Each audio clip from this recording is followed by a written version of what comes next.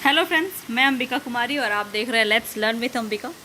हिंदी साहित्य और व्याकरण दोनों के ही प्रश्न आपको आज करवाए जाएंगे। वैसे तो रोज़ ही करवाए जाते, पर आज मैंने थोड़ा ज़्यादा रखा है, व्याकरण को भी और साहित्य भी रहेगा। ठीक है, तो दोनों प्रकार के प्रश्न को देखेंगे। हर रोज़ आपको कुछ नया क्वेश्चन भी देखने को मिलेगा। ठीक है, हर प्रकार से प्रश्न करेंगे और सभी आपके एग्ज़ाम के लिए इक्वली इंपॉर्टेंट है, चाहे वो बिहार एस्टेट का एग्ज़ाम हो, चाहे बीपीएससी 6 to 8 हो, 9 to 10 हो, 11 to 12 हो। हर प्रकार के हर लेवल के क्वेश्चंस आपको करवाए जा रहे हैं। ठीक है, और बैकग्राउंड से आपको कुछ आवाज़ आ रहा होगा तो उसको थोड़ा सा इग्नोर कीजिएगा, क्योंकि यहाँ पे बहुत तेज़ बारिश हो रही है और ये इम्पॉर्टेंट था क्लास आपके लिए लाना, इसीलिए मैं आपके लिए लेके आई हूँ।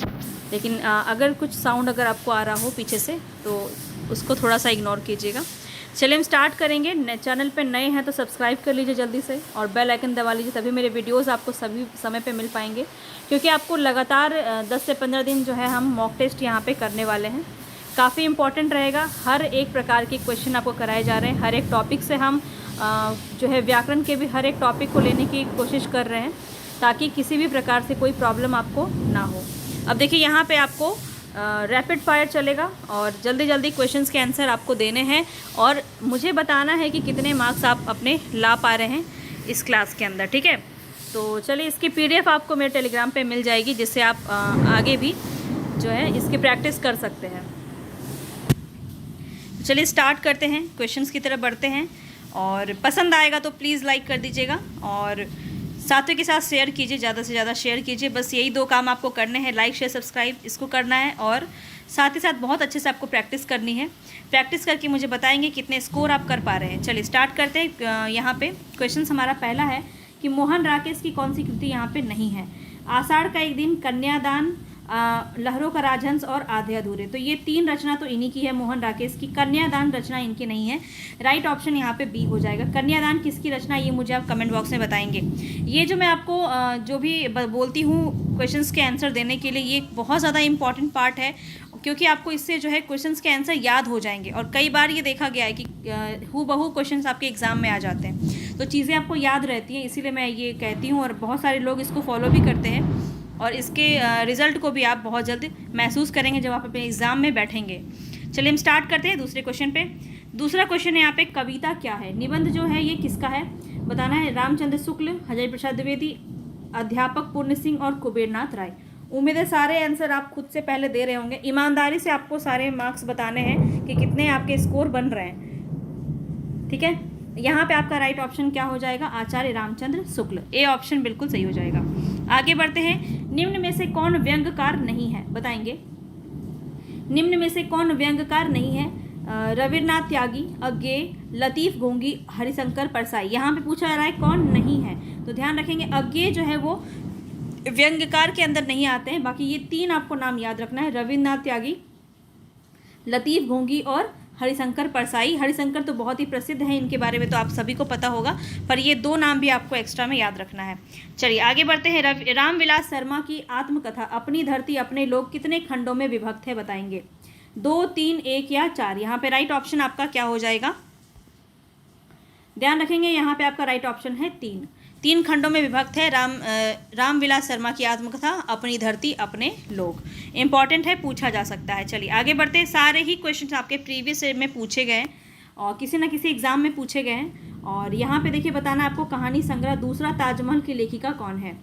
कहानी संग्रह दूसरा ताजमहल की लेखिका कौन है बताएंगे। नासिरा शर्मा, क्षमा कौन, ममता कालिया, अनीता जैन। कौन हो जाएगा यहाँ पे, नासिरा शर्मा की ये रचना है दूसरा ताजमहल। ध्यान रखेंगे 5 नंबर में राइट ऑप्शन आपका ए हो जाएगा। आगे बढ़ते हैं नेक्स्ट क्वेश्चन पे। नेक्स्ट क्वेश्चन है यहाँ पे आपका, श्रीराम शर्मा की बोलती प्रतिमा रचना विधा किस विधा में रचित है। तो ये बात भी आपको पहले तो ध्यान रखना है कि श्रीराम शर्मा की रचना है बोलती प्रतिमा, और ये बोलती प्रतिमा आपका बहुत बार पूछा जाता है, ध्यान रखेंगे। तो याद रखिए, श्रीराम की प्रतिमा ऐसी बनी है कि लगता है कि वो अब बोल उठेंगे, ऐसे आप याद रख सकते हैं। श्रीराम शर्मा की, अब आप कभी नहीं भूलेंगे इसको, बोलती प्रतिमा मतलब श्री राम की मूर्ति आपको याद आ जाएगी बोलती प्रतिमा देखते ही। ठीक है, और आप इसका आंसर झट से कर देंगे। अब ये बताइए कि इसकी विधा कौन सी है। 6 नंबर में राइट ऑप्शन क्या हो जाएगा, ये रेखा चित्र है। ए ऑप्शन आपका बिल्कुल सही हो जाएगा। ठीक है, चलिए आगे बढ़ते हैं। देवेंद्र सत्यार्थी का संस्मरण बताना है। संस्मरण का नाम क्या है। माटी की मूर्तें अतीत के चलचित्र, रेखाएं बोल उठी, दीप जले, शंख बजे। बताएंगे इसमें से संस्मरण कौन सा है? देवेंद्र सत्यार्थी का रेखाएं बोल उठी, सी ऑप्शन यहाँ पे आपका बिल्कुल सही हो जाएगा। आगे बढ़ते हैं, ये भी क्वेश्चन काफ़ी इंपॉर्टेंट है। माटी की मूर्तें बहुत प्रसिद्ध है और किसकी है ये मुझे आप बताइएगा, ठीक है, माटी की मूर्तें। आगे बढ़ते हैं, बता रहा है निम्न में से कौन सी कृति जीवनी विधा से संबंधित नहीं है? जीवनी विधा से संबंधित नहीं है। 84 वैष्णव की वार्ता, बसेरे से दूर, भक्तमाल, मालवीय जी के साथ 30 दिन। तो यहाँ पे बताना है जीवनी विधा से संबंधित कौन सा नहीं है। तो 8 नंबर में आपका राइट ऑप्शन क्या हो जाएगा? बसेरे से दूर। किसकी रचना है बसेरे से दूर? 4 है, ये चारों आपको बताना है। जिस भी जो है यहाँ पे रचनाकार का ये रचना है वो 4 उन्होंने लिखा है, वो चारों इंपॉर्टेंट है। आपको एक हिंट भी मैंने दे दिया। चलिए हम आगे बढ़ते हैं नेक्स्ट क्वेश्चन पे। तो यहाँ बताएंगे डॉक्टर हरिवंश राय बच्चन की कृति क्या भूलूं क्या याद करूं किस विधा में लिखी गई एक प्रतिनिधि गद्य कृति है? किस विधि में लिखी गई है हरिवंश राय बच्चन? शायद आपको आंसर वहाँ का मिल गया होगा, है ना। चलिए इतना भी ज़्यादा हिंट नहीं देना है। अब हम आगे बढ़ते हैं यहाँ पे। तो आत्मकथा बिल्कुल सही हो जाएगा, डी ऑप्शन आपका, ठीक है। आगे बढ़ते हैं, उपेंद्र नाथ अस्क रचित जोंक किस प्रकार की एकांकी है? पहले तो ये ध्यान में रखें, उपेंद्र नाथ अस्क की रचना है जोंक, जो कि काफ़ी ज़्यादा पूछी जाती है, इंपॉर्टेंट है, ठीक है। जोंक आपका बहुत बार पूछा जाता है और ये क्या है? एकांकी है। और ये किस प्रकार की रचना है ये आपको बताना है। ध्यान रखेंगे ये एक सामाजिक व्यंग पर आधारित है। उपेंद्र नाथ अस्क की रचना है, बी ऑप्शन आपका सही हो जाएगा। अपने स्कोर को मापते हुए चलिएगा, ठीक है। तो ये मॉक टेस्ट लाने का मतलब ही यही है यहाँ पे। हिंदी का पहला समाचार पत्र कब और कब प्रकाशित हुआ? कहाँ और कब प्रकाशित हुआ बताएंगे। तो 1826 में कलकत्ता से प्रकाशित हुआ, ए ऑप्शन यहाँ पे सही हो जाएगा। और कौन सी है वो पत्रिका मुझे आप कमेंट बॉक्स में बताएंगे। बहुत ही प्रसिद्ध पत्रिका है, ठीक है। 1826 में कलकत्ता से प्रकाशित हुई, बताइए। चलिए आगे देखते हैं, दंडी के काव्य शास्त्री ग्रंथ का नाम क्या है? प्रतिदर्श, काव्यशास्त्र, काव्यादर्श या फिर भाषादर्श? बताएंगे यहाँ पे राइट ऑप्शन क्या हो जाएगा। तो यहाँ पे आपका राइट ऑप्शन हो जाएगा सी, ठीक है। काव्यादर्श जो है ये दंडी के काव्य शास्त्री ग्रंथ का नाम है। आगे बढ़ते हैं, नेक्स्ट क्वेश्चन यहाँ पे आपके अलंकार से पूछा जा रहा है। दृग उर्झत टूटत कुटुम जुरत चरुत चतुर चित प्रीति परत गांठ दुर्हत हिये दुर्जन हिये दई नैया रीति। बहुत ही प्रसिद्ध पंक्ति है, बताएंगे इसमें कौन सा अलंकार है? विषम, असंगति, व्यतिरेक या फिर निदर्शना? बताएंगे यहाँ पे कौन सा आपका राइट ऑप्शन हो जाएगा। तो यहाँ पे ऑप्शन के अकॉर्डिंग अगर हम देखें तो असंगति हो जाएगा, यहाँ पे बी ऑप्शन आपका बिल्कुल सही हो जाएगा। चलिए आगे देखते हैं, राम की गाय बहुत काली है, वाक्य में काली शब्द क्या है? बताएंगे सर्वनाम है, क्रिया है, विशेषण है, प्रविशेषण है? तो काली शब्द यहाँ पे बताना है, तो ये क्या हो जाएगा? विशेषण हो जाएगा। आगे बढ़ते हैं, शब्दार्थो सहित काव्यम, ये जो परिभाषा है ये किसकी है? शब्दार्थो सहितम काव्यम परिभाषा किसके द्वारा दी गई है? आचार्य दंडी, रुद्रट, भामा या विश्वनाथ? बताएंगे राइट ऑप्शन क्या हो जाएगा। तो यहाँ पे ध्यान रखिए ये भामा की परिभाषा है, ठीक है। शब्दार्थो सहितम काव्यम, सी ऑप्शन आपका सही हो जाएगा। दृश्य काव्य की विधा बताएंगे कौन सी है? दृश्य काव्य की विधा कौन सी है? नाटक, निबंध, उपन्यास, गीति काव्य? जितने क्वेश्चन करवा रही हूँ निश्चित रूप से आपका यहाँ से क्वेश्चन फंसेगा ही फंसेगा, ठीक है। बहुत ही प्रसिद्ध क्वेश्चन मैं आपके लिए लेके आ रही हूँ यहाँ पे। तो बताएंगे यहाँ पे कौन सा सही हो जाएगा। दृश्य काव्य की विधा कौन सी है? तो नाटक हो जाएगा, ठीक है। ए ऑप्शन आपका सही हो जाएगा। आगे बढ़ते हैं नेक्स्ट क्वेश्चन पे। द्विगु समास का उदाहरण बताना है। द्विगु समास का उदाहरण कौन सा है? राजा रानी, पीताम्बर, त्रिभुवन, भूदेव? तो द्विगु मतलब जहाँ संख्या हो, तो 3 भुवन है यहाँ पे, सी ऑप्शन बिल्कुल सही हो जाएगा। आगे देखिए, दुष्प्रकृति, दुष्प्रकृति शब्द का संधि विच्छेद क्या होगा? दुष्प्रकृति शब्द का संधि विच्छेद क्या होगा? आप यहाँ पे देखिए ऑप्शन में और ध्यान से इसका आंसर करेंगे। राइट ऑप्शन यहाँ पे क्या हो जाएगा? ऑप्शन बी, दुहधन प्रकृति, ठीक है। चलिए आगे बढ़ते हैं। ये बहुत ही प्रसिद्ध क्वेश्चन है आपका, हर एग्जाम में देखने को मिलता है और बहुत ही इजी भी है। जहाँ कारण बिना कार्य की उत्पत्ति होती है वहाँ कौन सा अलंकार होता है? बिना कारण के कार्य संभव हो, यहाँ पे विभावना होता है। ए ऑप्शन आपका बिल्कुल सही है। तो पर वारु उर्वशी सुन राधिके सुजान, तू मोहन की उर्वशी कहवे हर बसी उसी उर्वशी समान। सॉरी थोड़ा सा गड़बड़ हो गया बोलते में। तो परवारु उर्वशी सुन राधिके सुजान, तू मोहन के उर्वशी वह उर्वशी समान। तो इस दोहे में कौन सा अलंकार है? बहुत ही प्रसिद्ध पंक्ति है और आप इसका आंसर बहुत अच्छे से जानते होंगे, यमक हो जाएगा। ठीक है, जहाँ पे उर्वशी शब्द में आपका यमक अलंकार है। प्रति और आरोपण, प्रति और आरोपण, ठीक है, प्रति धन आरोपण से कौन सा आपका संधि बनता है? कौन सा आपका शब्द बनेगा? प्रति आरोपण, प्रतिरोपण, प्रत्यारोपण या फिर प्रत आरोपण? सही से देखेंगे, सही से आंसर करेंगे। इसका राइट ऑप्शन हो जाएगा आपका प्रत्यारोपण, सी ऑप्शन बिल्कुल सही हो जाएगा। आगे चलते हैं। दैत्य धन अरि से आपका दैत्यारी बनता है, ये एक उदाहरण है। किस संधि का उदाहरण है बताना है। दैत्य धन अरि, अब आप यहाँ देख रहे हैं, यहाँ पे आपका अ है और यहाँ में भी आपका अ है। अ और अ मिल के आपका ये आ बन गया है और यहाँ पे य में आ की मात्रा लग गई है, तो आपका यहाँ पे क्या हो जाएगा? दैत्यारी। दैत्यारी आपका किसके अंदर आ रहा है? ये स्वर संधि है। स्वर संधि में भी कौन सी संधि है, ये मुझे आप कमेंट बॉक्स में बताइए। ठीक है, स्वर संधि में भी ये कौन सी संधि है? ठीक है, चलिए आगे बढ़ते हैं। कह धन अपि, कह धन अपि संधि में क्या होगा? कपि, कपि है, करपी या फिर कॉपी। तो यहाँ पे जो है क्या हो जाएगा आपका? ये पुकारने में आपका आता है और विशेष रूप से ये आपका संस्कृत में देखने को मिलता है। कॉपी यहाँ पे आपका डी ऑप्शन सही होगा यहाँ पे। ठीक है, चलिए आगे बढ़ते हैं नेक्स्ट क्वेश्चन पे। देवनागरी लिपि का सर्वप्रथम प्रयोग किस राज्य में माना जाता है? बहुत ही प्रसिद्ध क्वेश्चन है ये और बताएंगे, इंपॉर्टेंट है। तो अलग अलग क्वेश्चन मैं आपके लिए लेके आती हूँ यहाँ पे। ठीक है, देख के आपको ही मज़ा आ रहा होगा और 100 क्वेश्चन आप पूरा करेंगे अभी। ठीक है, साहित्य भी हम देखेंगे और व्याकरण भी इंपॉर्टेंट है क्योंकि इक्वली सारे एग्जाम में आपका पूछा जाता है। महाराष्ट्र, उत्तर प्रदेश, राजस्थान या गुजरात? तो यहाँ पे आपका राइट ऑप्शन क्या हो जाएगा? देवनागरी लिपि का सर्वप्रथम प्रयोग किस राज्य में माना जाता है? गुजरात में। ठीक है, डी ऑप्शन यहाँ पे आपका सही हो जाएगा। चलिए आगे बढ़ते हैं। नेक्स्ट क्वेश्चन यहाँ पे, निम्नलिखित में से अघोष अल्प प्राण ध्वनि कौन सी होगी? अघोष भी होनी चाहिए और वो अल्प प्राण भी होनी चाहिए। ठीक है, तो अघोष कौन सा होता है? एक और पहला और दूसरा वर्ण जो वर्ग जो होता है वो हमारा पहला और दूसरा जो होता है वो हमारा अघोष होता है। और अल्प प्राण का क्या है नियम?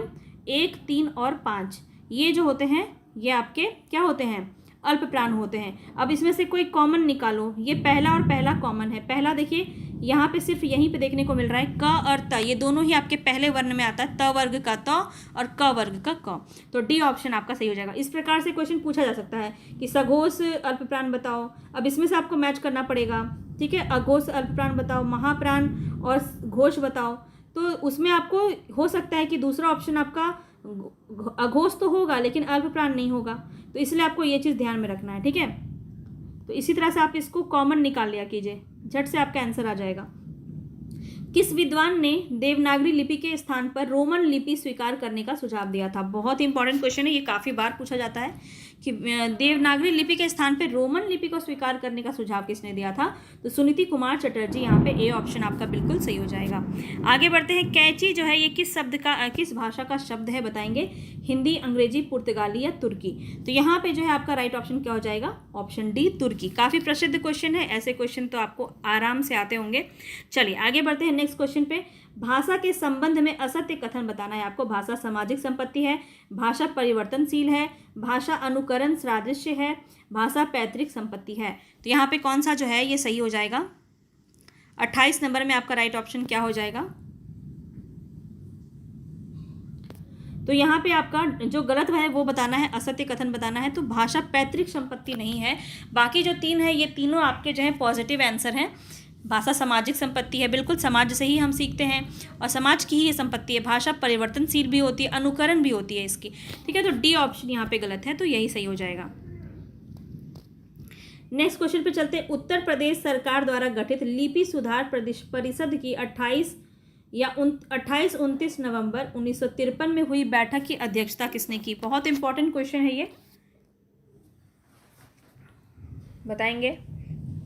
उत्तर प्रदेश सरकार द्वारा गठित लिपि सुधार परिषद की 28-29 नवंबर 1953 को हुई बैठक की अध्यक्षता किसने की थी?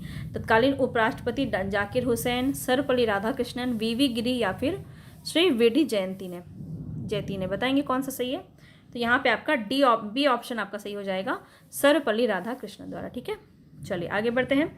नेक्स्ट क्वेश्चन है यहाँ पे 30 नंबर में पहुँच चुके हैं हम। जल्दी जल्दी हमने 15 मिनट में 30 क्वेश्चन कर लिया है। देवनागरी लिपि का विकास माना जाता है, किससे माना जाता है? ये तो बहुत ही इजी क्वेश्चन है, हमने इसको पहले भी देखा था। देववाणी से माना जाता है, खरोष्टी से माना जाता है, ब्राह्मी से माना जाता है या सिंधु लिपि से? याद रखेंगे ब्राह्मी यहाँ पे बिल्कुल सही हो जाएगा। ठीक है, चलिए आगे बढ़ते हैं।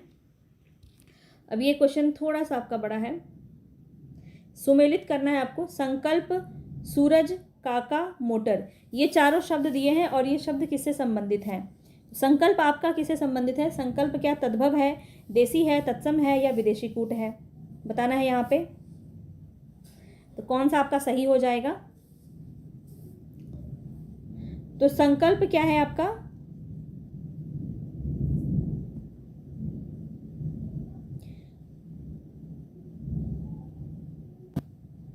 तो यहाँ पे मिला लेते हैं। संकल्प हो जाएगा तत्सम के अंदर आ जाएगा ये, और सूरज जो है ये आपका किसके अंदर जाएगा? तद्भव के अंदर जाएगा। काका देसी शब्द है और मोटर आपका विदेशी शब्द है। तो 3, 1, 2, 4, ठीक है, इस प्रकार से मिलेगा। 3, 1, 2, 4 कहाँ है आपका? सी ऑप्शन सही हो जाएगा। ठीक है, चलिए पूर्वी हिंदी की बोली कौन सी नहीं है? तो ABC याद कराया था आपको, ABC, P=ABC, बस ऐसे याद कर लो। अवधी, बघेली, छत्तीसगढ़ी। अब देखो इसमें से कौन सा है? अवधी भी है, बघेली भी है, छत्तीसगढ़ी भी है। भोजपुरी आपका बिहारी हिंदी के अंदर आएगा, बी ऑप्शन सही हो जाएगा। चलिए आगे देखते हैं। हिंदी शब्दानुशासन ग्रंथ के रचनाकार कौन है? हिंदी शब्दानुशासन ग्रंथ के रचनाकार कौन है? हेमचंद्र, कामता प्रसाद गुरु, किशोरी दास वाजपेयी या धीरेन्द्र वर्मा? सारे ही आपके व्याकरणिक से संबंधित हैं, व्याकरणविद हैं, और बताएंगे यहाँ पे राइट ऑप्शन क्या हो जाएगा। तो सी ऑप्शन आपका बिल्कुल सही है, किशोरी दास वाजपेयी। ठीक है, चलिए भारतीय भाषा परिषद कोलकाता द्वारा प्रकाशित पत्रिका कौन सी है? भारतीय भाषा परिषद कोलकाता द्वारा प्रकाशित पत्रिका कौन सी है? याद रखेंगे यहाँ पे आपका राइट ऑप्शन क्या हो जाएगा? वागर्थ। ठीक है, वागर्थ बिल्कुल सही है, डी ऑप्शन। आगे बढ़ते हैं। अजायब घर, अजायब घर किस प्रकार का शब्द है? देसी है, विदेशी है, तद्भव है या शंकर है? अजायब घर पूछा जा रहा है आपसे।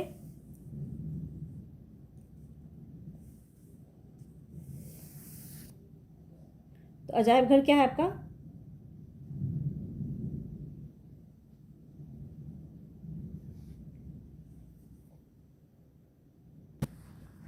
तो ये विदेशी शब्द के अंदर आ जाएगा।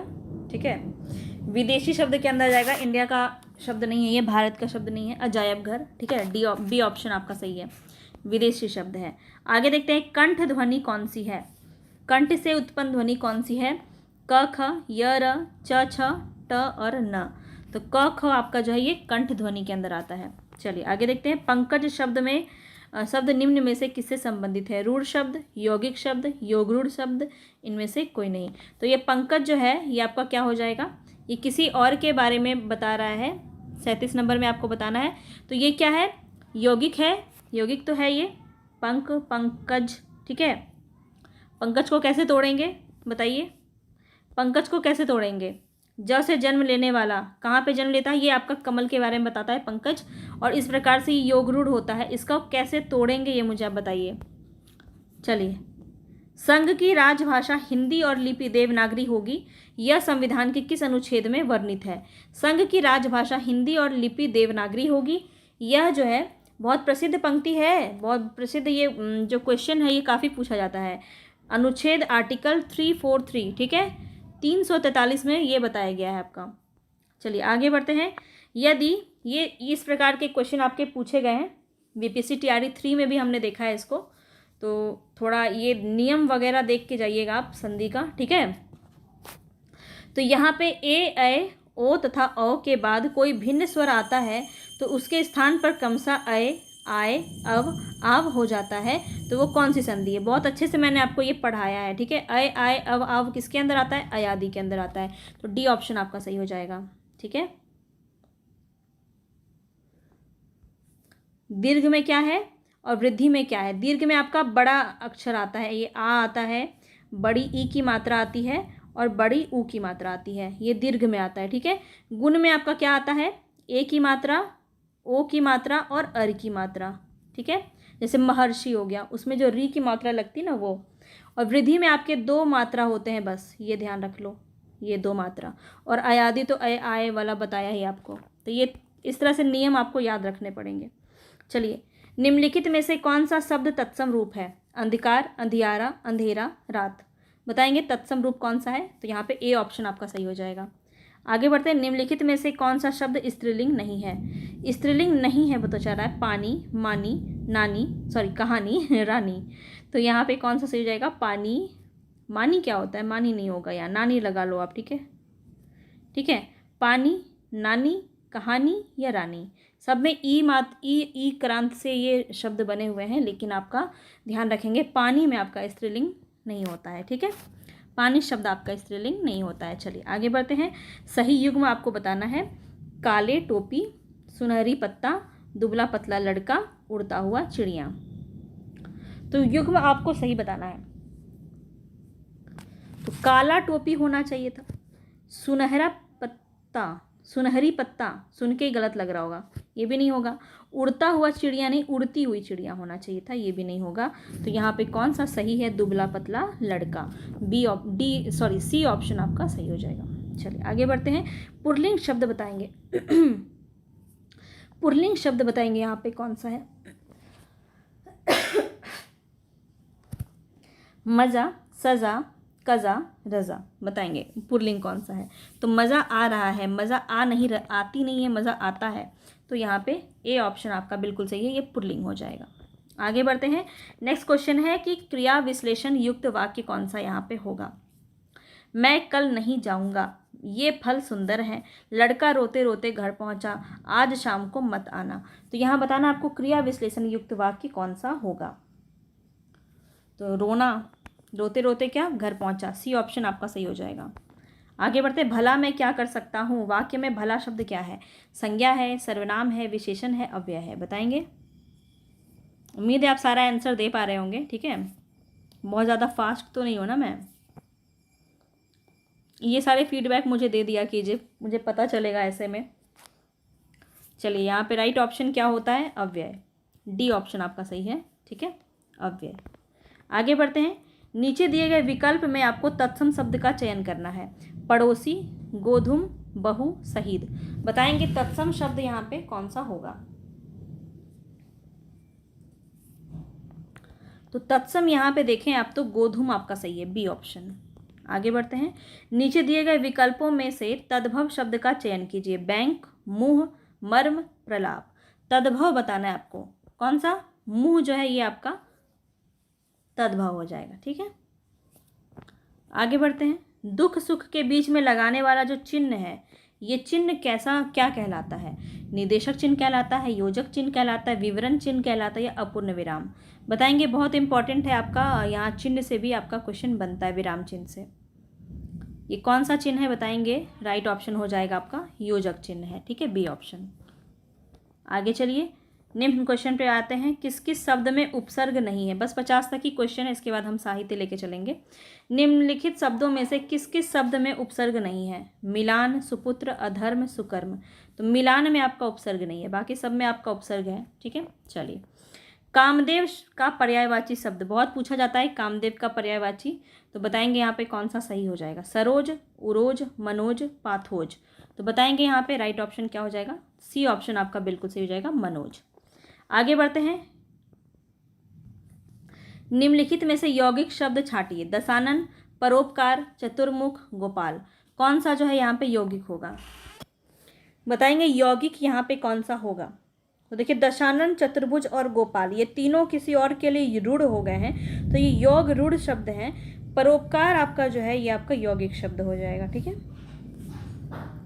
बताएंगे अशुद्ध वाक्य इनमें से कौन सा होगा। पुस्तक मेज पर रखी है, कच्चे तेल की कीमत घट गया है, यह मेरे सपनों का है, कानपुर भारत की औद्योगिक राजधानी है। कौन सा यहाँ पे जो है राइट ऑप्शन होगा? अशुद्ध वाक्य बताना है। अशुद्ध ही तो सारे लग रहे हैं।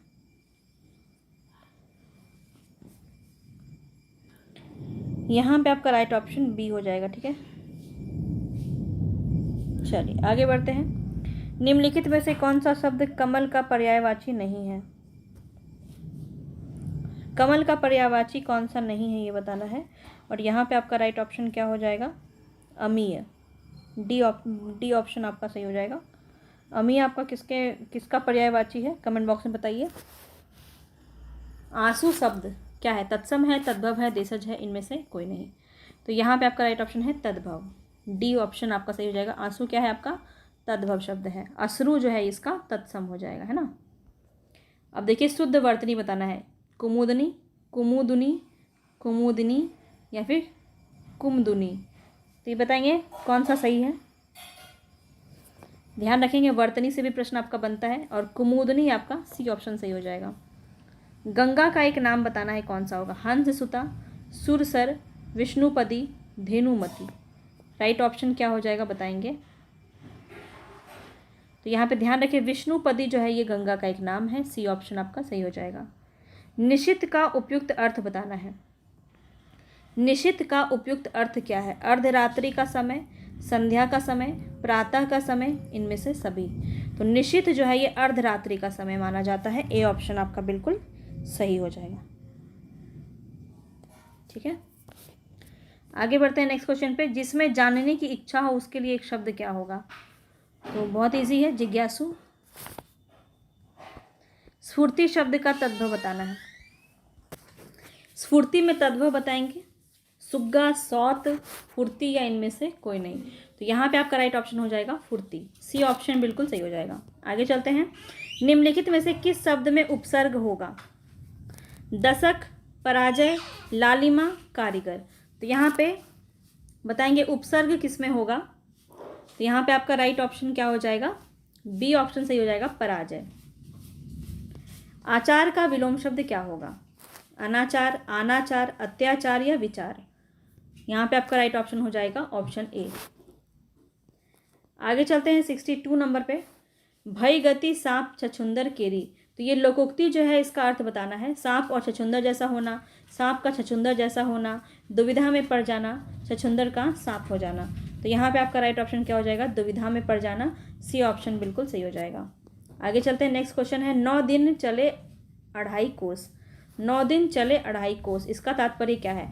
9 दिन में 2.5 कोस चलना, धीरे धीरे चलना, चलने की कोशिश करना, अधिक परिश्रम का थोड़ा फल मिलना। तो यहाँ पे आपको बताना है राइट ऑप्शन क्या हो जाएगा। तो यहाँ पे ध्यान रखेंगे डी ऑप्शन आपका बिल्कुल सही हो जाएगा। ठीक है। शैतान की आंत का अर्थ क्या है? शैतान की आंत अत्यंत धूर्त व्यक्ति, नगण्य वस्तु, बहुत लंबी वस्तु या फिर अत्यंत लाभदायक वस्तु। तो यहाँ पे आपका राइट ऑप्शन क्या हो जाएगा? आंसर लगा लें। यहाँ पे जो राइट ऑप्शन है वो है बहुत लंबी वस्तु। सी ऑप्शन आपका सही हो जाएगा। आगे बढ़ते। उपाय वही सही होता है जिसका लोहा विरोधी भी माने। उपाय वही सही होता है जिसका लोहा विरोधी भी माने। इसका मतलब क्या है? इस लोकोक्ति का अर्थ क्या है? आधा तीतर आधा बटेर। इसका सही लोकोक्ति पूछा जा रहा है, क्या होगा? ठीक है। चमत्कार को नमस्कार, जादू वही जो सर चढ़ कर बोले और इनमें से कोई नहीं। तो यहाँ पे आपको बताना है उपाय वही सही होता है जिसका लोहा विरोधी भी माने। इसका सही लोकोक्ति क्या होगा? राइट ऑप्शन है यहाँ पे सी। ठीक है, जादू वही जो सर चढ़कर बोले। चलिए, भवभूति का मूल नाम क्या है? भवभूति का मूल नाम क्या था बताएंगे। श्रीपति, दामोदर, श्रीकंठ या नीलकंठ। भवभूति का मूल नाम पूछा जा रहा है यहाँ पे। राइट ऑप्शन आपका क्या हो जाएगा? श्रीकंठ। सी ऑप्शन आपका सही हो जाएगा। ठीक है, आगे देखते हैं। निष्फल ना होने वाला, एक शब्द में इसको क्या कहेंगे? निष्फल ना होने वाला, निश्चित, सही, सटीक, अमोघ। बताएंगे यहाँ पे आपका 67 नंबर में राइट ऑप्शन क्या होगा? तो यहाँ पे आपका डी ऑप्शन बिल्कुल सही हो जाएगा। भवभूति की रचना का नाम बताना है। भवभूति की रचना का नाम क्या है? उत्तर रामचरितम, उत्तर रामायण, रामचरित या हर्षचरित दर्शन। तो यहाँ पे आपका राइट ऑप्शन क्या हो जाएगा? ऑप्शन ए, उत्तर रामचरितम। आगे बढ़ते हैं। हम महान राष्ट्र के नागरिक हैं। इसका संस्कृत में अनुवाद करना है। हम महान राष्ट्र के नागरिक हैं, क्या होगा? वयम भारत राष्ट्रस्य नागरिका स्म। इस प्रकार आप इसको पढ़िए। राइट ऑप्शन यहाँ पे क्या होगा? वयम महता राष्ट्रस्य नागरिका स्म। तो यहाँ पे राइट ऑप्शन जो है आपका 69 में डी हो जाएगा। ठीक है। हस्तक्षेप का शुद्ध रूप बताना है। हस्तक्षेप लिखा है। हस्तक्षेप का बताना है शुद्ध रूप क्या है, हस्तोक्षेप, हस्तक्षेप, हस्तक्षेप या फिर हस्तक्षेप या फिर हस्तक्षेप। तो कौन सा सही हो जाएगा, सी ऑप्शन आपका सही हो जाएगा। रस सूत्र की अनुमिति व्याख्या करने वाले आचार्य कौन है, अनुमितिवादी व्याख्या करने वाले आचार्य कौन है रस सूत्र की, बहुत इंपॉर्टेंट है ये, बताएंगे। भट्टनायक, अभिनव गुप्त, लोल्लट या शंकुक। तो यहाँ पे राइट ऑप्शन क्या हो जाएगा आपका, ऑप्शन डी शंकुक। अब हमें मिलान करना है, तो मिलान करके यहाँ पे जो है आपका बताना है आपको कालिदास की रचना भवभूति, दंडी, बाणभट्ट और श्रीहर्ष, इन सभी पे आपको बताना है कौन सा यहाँ पे राइट ऑप्शन होगा। तो यहाँ पे देख लेते हैं, कालिदास का अगर हम बात करें तो इनका श्रृंगार ऋतु श्रृंगारम सही है। भवभूति का उत्तर रामचरितम अभी अभी हमने किया, तो ए का हो गया 1, बी का हो गया 4, सी का क्या होगा, दंडी का कौन सा रचना है, तो ध्यान रखेंगे दंडी की रचना है दश कुमार चरितम, यानी कि 2 हो जाएगा। और डी में बाणभट्ट है, बाणभट्ट की कौन सी रचना यहाँ पे हो जाएगी, तो बाणभट्ट की जो है कादम्बरी कूट जो है, कादम्बरी जो है ये रचना हो जाएगी, यानी कि डी का 5 हो जाएगा। और ई का क्या हो जाएगा, कौन सा बचा, नैषधीय चरितम, तो ये श्रीहर्ष की रचना है, ठीक है। नैषधीय चरितम कल हमने किया था ना, इसको श्रीहर्ष की रचना है। और यहाँ पे ये 2 नंबर, ये 3 नंबर पे हो जाएगा, ठीक है। तो 1 4 3 5 3, 1 4 2 5 3, ठीक है, 1 4 2 5 3 कहाँ है आपका, 1 4 2 5 3, तो ए ऑप्शन में ही है 1 4 2 5 3, ठीक है। चलिए, राम दशरथ के पुत्र थे, इसका संस्कृत मूल क्या होगा, राम दशरथस्य पुत्र आशित, राम दशरथस्य पुत्र आसिम, दशरथ रामस्य जनकः आसीत्, या फिर रामस्य दशरथः जनक आसिम। कौन सा यहाँ पे आपका राइट ऑप्शन होगा, तो यहाँ पे आपका फर्स्ट ऑप्शन सही हो जाएगा, राम दशरथस्य पुत्र आसित, ठीक है।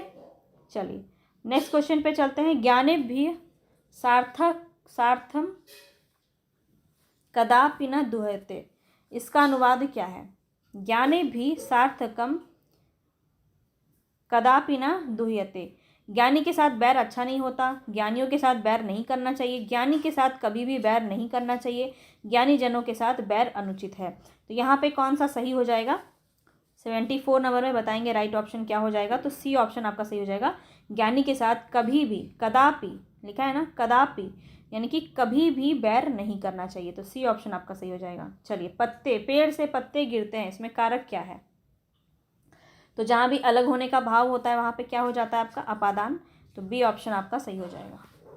चलिए, मिश्र बंधु विनोद नामक हिंदी साहित्य इतिहास के लेखक का नाम बताना है आपको। मिश्र बंधु विनोद नामक हिंदी साहित्य के इतिहास लेखकों के नाम कौन से होंगे, श्याम सुखदेव बिहारी, राम बिहारी मिश्र, गणेश बिहारी मिश्र, श्याम बिहारी मिश्र, सुखदेव बिहारी मिश्र, गणेश बिहारी मिश्र, श्याम बिहारी मिश्र, राम बिहारी मिश्र, या फिर गणेश बिहारी मिश्र, सुखदेव बिहारी मिश्र और राम बिहारी मिश्र।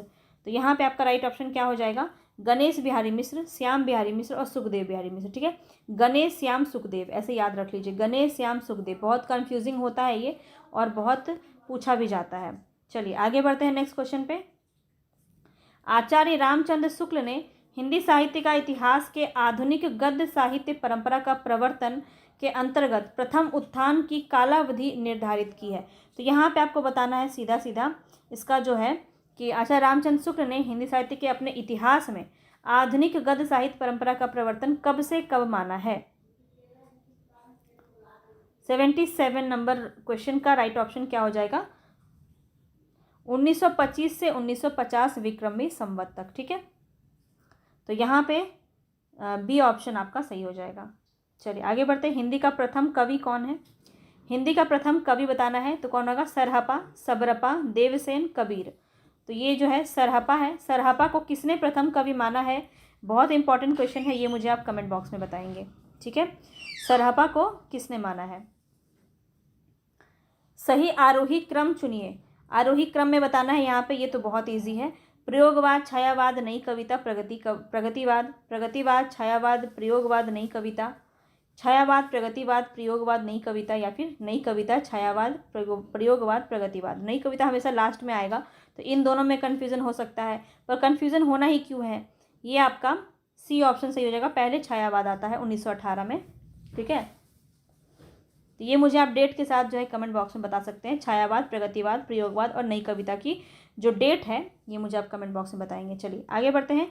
रीतिकाल का समय बताना है यहाँ पे।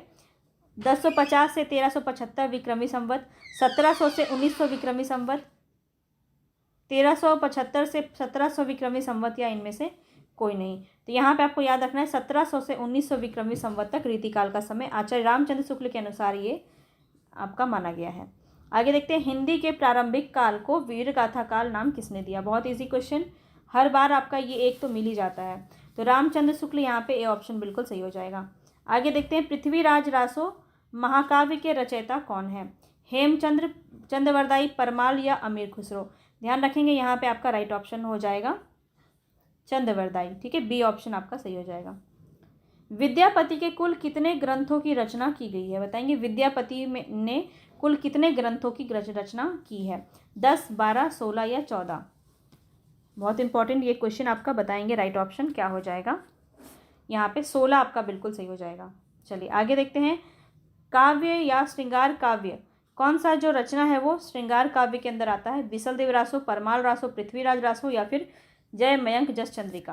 तो यहाँ पे ध्यान रखेंगे बीसलदेव रासो जो है ये आपका श्रृंगार काव्य के अंदर है। और ये किसकी रचना है बीसलदेव रासो?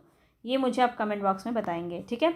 आदिकाल की रचना है, बहुत ही प्रसिद्ध रचना है, इसके बारे में बहुत ही डिटेल से मैंने आपको पढ़ाया था। तो जितने भी लोग जानते हैं इसके बारे में मुझे ज़रूर कमेंट बॉक्स में बताएंगे। चलिए, इनमें से कौन सा कथन असत्य है? असत्य कथन बताना है। ज्ञानाश्रयी शाखा के कवि निराकार की उपासना करते हैं, तो असत्य कथन आपको बताना है, ठीक है। तो यहाँ पे ये कथन तो आपका सही है। कबीर जो है ये संत कवि हैं, ये भी सही है। प्रभु जी तुम चंदन हम पानी, ये पंक्ति किसकी है? रैदास की है, ये भी सही है। ये सब अपने आप में एक एक क्वेश्चन है आपका, ठीक है। संत तुलसीदास ज्ञानाश्रयी शाखा के कवि नहीं है, तो आपका सी ऑप्शन यहाँ पे सही हो जाएगा। ये किसे? रामाश्रयी शाखा के अंदर आते हैं, ठीक है।